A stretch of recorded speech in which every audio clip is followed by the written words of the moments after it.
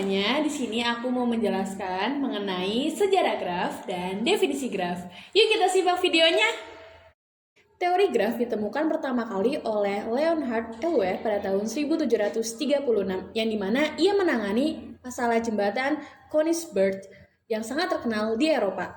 Nah, jadi Leonhard Euler ini mempresentasikan sisi dengan edge dan simpul dengan vertex, yang dimana simpul ini adalah daratan dan sisi itu adalah jembatannya. Setelah kita mengetahui sejarah graf, di sini aku mau menjelaskan mengenai definisi graf.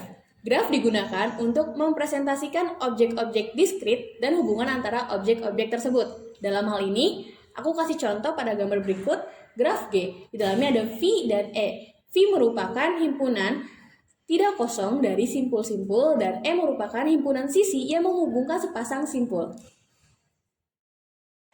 Nah, pembahasan selanjutnya yaitu pembahasan mengenai jenis-jenis graf. Jenis-jenis graf ini terbagi menjadi dua. Yang pertama yaitu berdasarkan ada tidaknya gelang atau sisi ganda. Lalu yang kedua, berdasarkan orientasi arah pada sisi. Nah, berdasarkan ada tidaknya gelang dan sisi ganda ini digolongkan lagi menjadi dua bagian. Yang pertama yaitu graf sederhana atau simple graph. Lalu yang kedua, graf tidak sederhana atau unsimple graph. Pertama, kita akan membahas mengenai graf sederhana terlebih dahulu. Apa sih graf sederhana itu? Graf sederhana ini merupakan graf yang tidak mengandung gelang ataupun sisi ganda. Contoh dari graf sederhana dapat dilihat pada gambar berikut.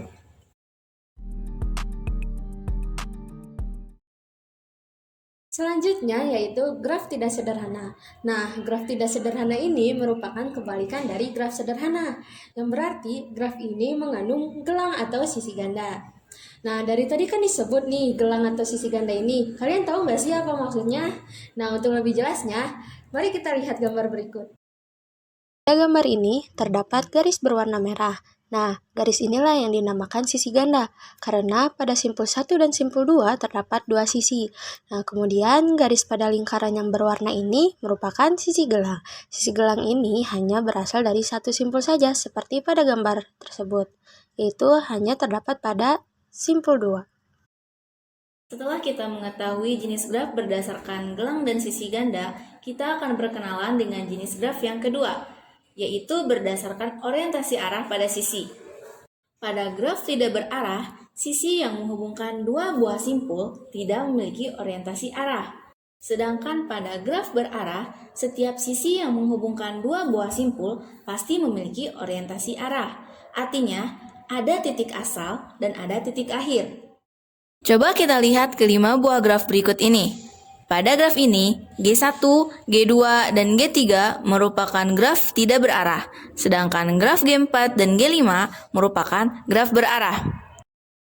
Jika kita perhatikan, suatu graf dinamakan graf berarah pasti memiliki sisi yang berwujud suatu tanda panah, di mana ada titik asalnya dan ada titik akhirnya. Sedangkan pada graf tidak berarah, sisi dituliskan dengan garis biasa saja, tanpa keberadaan tanda panah.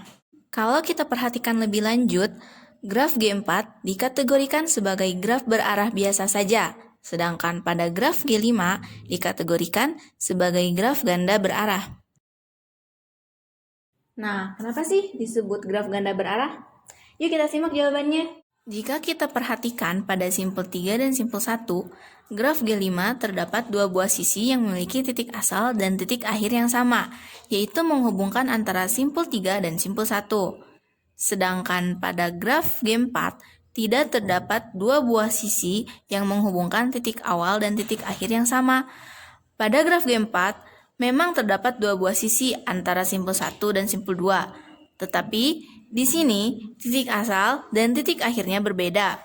Jadi, pada graf berarah, titik awal dan titik akhir sangat menentukan identitas sisi tersebut ya teman-teman. Lain halnya dengan graf tidak berarah. Titik awal dan titik akhir suatu sisi pada dasarnya sama saja. Dari materi yang sudah kita bahas ini mengenai jenis-jenis graf, dapat kita simpulkan nih bahwa graf ini terdiri dari 5 jenis. Yang pertama, graf sederhana dengan sisi tak berarah. sisi ganda dan sisi gelang tidak diperbolehkan. Lalu, graf ganda dengan sisi tak berarah. Hanya sisi ganda yang diperbolehkan, sisi gelangnya tidak diperbolehkan. Kemudian, pada graf semu dengan sisi tak berarah, sisi ganda dan sisi gelang diperbolehkan. Selanjutnya, graf berarah dengan sisi berarah. Sisi ganda tidak diperbolehkan, namun sisi gelang diperbolehkan. Dan yang terakhir yaitu graf ganda berarah dengan sisinya berarah, sisi ganda dan sisi gelang diperbolehkan. Berikut ini disajikan satu contoh penerapan graf pada rangkaian listrik. Menurut Ensiklopedia Britannica, rangkaian listrik merupakan hubungan antara komponen listrik yang dialiri oleh arus listrik dalam kondisi rangkaian tertutup.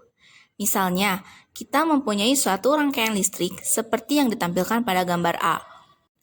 Ada 6 buah titik, di mana setiap 2 buah titik terhubung oleh 1 buah sisi. Sisi tersebut bisa berupa hambatan ataupun suatu sumber tegangan listrik. Rangkaian tersebut, apabila dinyatakan dalam bentuk graf, akan diperoleh gambar seperti berikut.